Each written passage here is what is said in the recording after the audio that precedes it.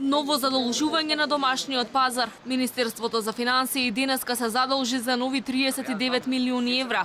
На аукција беа понудени 12 месечни државни записи во вкупна вредност од 24,4 милиони евра со камата од 0,8%. Исто така се продадоа и 30 годишни државни обврзници со девизна клаузула во износ од 14,6 милиони евра, при што каматната стапка е 4,3%. Од Министерството за финансии велат дека со денешната аукција нема ново нето задолжување, бидејќи уште утре ќе се врати приближно ист износ или 39 милиони евра по основ на доспеани хартии од вредност. Во текот на месец април по основ на претходно издадени државни хартии од вредност доспеваат за исплата 57,4 милиони евра, велат од Министерството за финансии. Уште кога лани се носеше буџетот за годинава, министерот Тевдовски најави дека ќе продолжи со праксата на секои 2 недели владата да се задолжува на домашниот пазар, но на подолг рок со повисоки каматни стапки.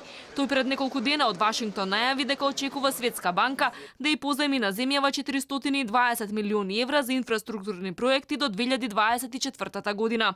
Аналитичарите веќе и порачаа на владата дека е добро да се соработува со Светска банка, но прво треба да ги реализира во целост капиталните инвестиции од 422 милиони евра предвидени во буџетот, а не како и секоја година да ги крати со ребаланс, па да се задолжува во странство и да плаќа камати.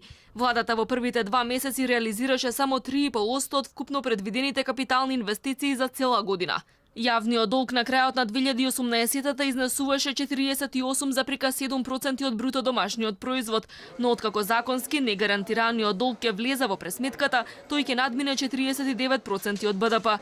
Согласно среднорочната стратегија, владата предвиде да продолжи да се задолжува до 54% до 2021 година, но Светска банка пресмета дека јавниот долг ќе достигне 53,4% до крајот на оваа година.